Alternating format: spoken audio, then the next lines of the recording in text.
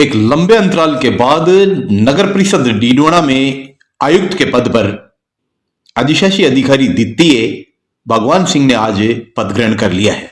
पद ग्रहण के बाद हमने भगवान सिंह से क्षेत्र की समस्याओं और उनसे जुड़े हुए कुछ सवालों पर विस्तार से बात की। आइए आपको बताते हैं हमने किस तरीके के सवालात उनसे किए और उन्होंने किस तरीके के वापिस हमें जवाब दिए।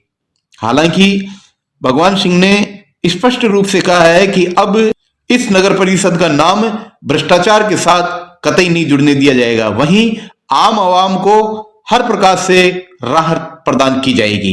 एक पूछे गए सवाल के जवाब में भी उन्होंने कहा कि अतिक्रमण का जो मसला है उसे गंभीरता से लिया जाएगा और उसके बाद प्रभावी कार्रवाई अमल में लाई जाएगी। आइए आपको सुनाते हैं कि भगवान सिंह ने हमारी टीम से क्या कहा। सबसे पहले तो आभा नगरी काशी में आपका हार्दिक अभिनंदन स्वागत। बहुत बहुत धन्यवाद। जिला मीडिया संघ की तरफ से भी मैं हार्दिक अभिनंदन स्वागत करता हूँ, क्योंकि सीनियर पत्रकार डीडोना में आयुक्त का पद था जो लंबे समय से रिक्त पड़ा था और काफी जिद्दोजहद के बाद, काफी छानबीन के बाद आप जैसा हीरा जो है वो इस नगर पालिका को मिला है, तो लोगों की बहुत सारी अपेक्षाएं भी जो है आपसे जुड़ी हुई है। कुछ मसले ऐसे हैं जिन पर गंभीरता से मंथन करने की आवश्यकता है, जिनमें बड़ा मसला ये है कि नगरपालिका पर लगातार भ्रष्टाचार के आरोप लगते रहे हैं और नगरपालिका जो स्ट्रीट लाइट यूज करती है उसका बिल करीब 4 करोड़ के लगभग बकाया चल रहा है। दूसरा एक मसला गौरव से जुड़ा हुआ है, जहां आपके जो ठेकेदार है उसने अवैध रूप से जबरेसर बालाजी मंदिर और दरगाह मस्जिद के ठीक पास में अवैध डंपिंग यार्ड बना दिया। उसके समाधान की मांग लंबे समय से चल रही है।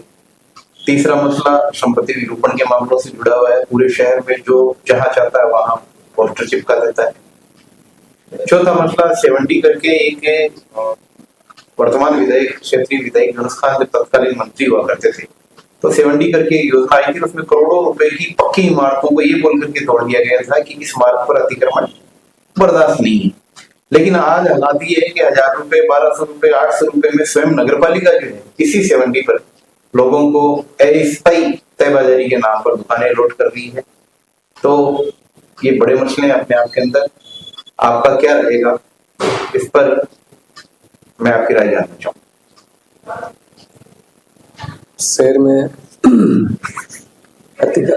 जो आपने डंपिंग यार्ड के संबंध में कहा था कि एक जो डंपिंग यार्ड पहले से ऑलरेडी है, दूसरा डंपिंग यार्ड ये ठेकेदारों द्वारा ये क्रिएट किया जा रहा है, उस पर पाबंदी लगाएंगे। ठेकेदारों को ये पाबंद करेंगे। आज से एसआई और जमादारों सभी को पाबंद कर देंगे कि वहाँ पे ना डाले। तो जो जहाँ पे वो डाल रखा है, मैं एक बार ये विजिट करता हूँ, देखते हैं उसका वो क्या निस्तारण करेंगे उसका, लेकिन आगे से वो नहीं डालने देंगे।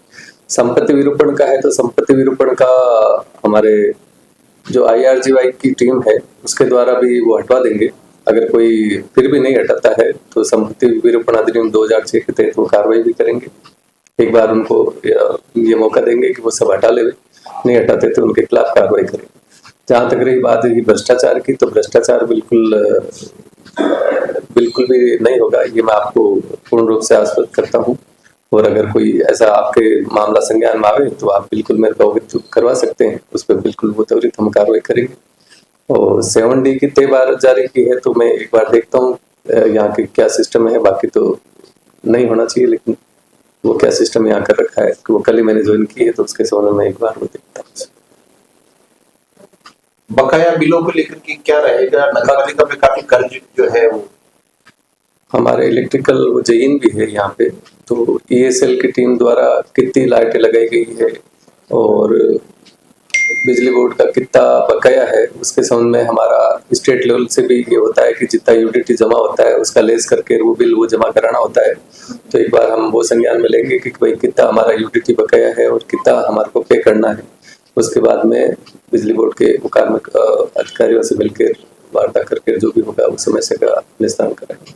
2013 से 2018 का माननीय वसुंधरा राजे का जो शासनकाल रहा, उसमें डीडोना को एक बहुत बेहतरीन सब्जी मंडी की लोड हुई थी और एक बहुत ही शानदार टाउन हॉल, दोनों लगभग पूर्ण हो चुके हैं। लेकिन जो आरोप है वो राजनीतिक द्वेषता से आज भी दोनों किसी काम के नहीं है। सब्जी मंडी की बहुत दयनीय स्थिति है, वहीं टाउन हॉल है उस पर ताला लगा हुआ है और गंदगी का अंबार है। टाउन हॉल में थोड़ा रेवेन्यू की प्रॉब्लम है। हम कोशिश करेंगे कि ये रेवेन्यू हमारा ये बड़े अवैध कॉलोनीज है या यूडीटी है या अवैध निर्माण है, उस पर कार्रवाई करेंगे तो हमारा रेवेन्यू आएगा। तो वो टाउन हॉल का वापस से निर्माण हम जो भी काम बचा हुआ है उसको कोशिश करेंगे कि ये पूरा करेंगे। और सब्जी मंडी का भी जो आवंटन का मामला है वो देखते हैं, उसमें मैं पत्रावली देखता हूँ, उसके बाद मैं ये बता सकता हूँ कि उसमें हम क्या करेंगे। टाउन हॉल का तो क्षेत्रीय विधायक का आरोप है कि जो पैसा दिया गया उसका मिसयूज कर लिया गया, आवश्यकता थी नहीं मेरा पैसे की।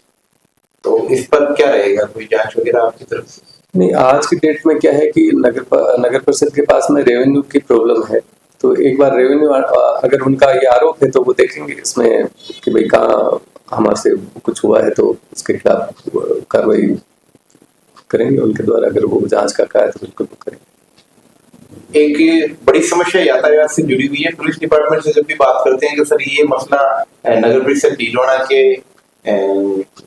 हिस्से का है, अगर अपने सुभाष चंद्र बोस की जो मूर्ति लगी हुई सुभाष सर्किल से फिर भगत सिंह सर्किल, फिर अपना अशोक पार्क, फिर उसके बाद आपका नगर पालिका नगर परिषद का कार्यालय, फिर आगे बांगड़ कॉलेज, अस्पताल चौराहा, रेलवे स्टेशन, ये 70 है। तो इसको अगर नॉन वेंडिंग जोन कर दिया जाए तो यातायात व्यवस्था बहुत मतलब जो है बहुत ज्यादा उसको बेनिफिट हो सकता है। तो इस पे क्या रहेगा?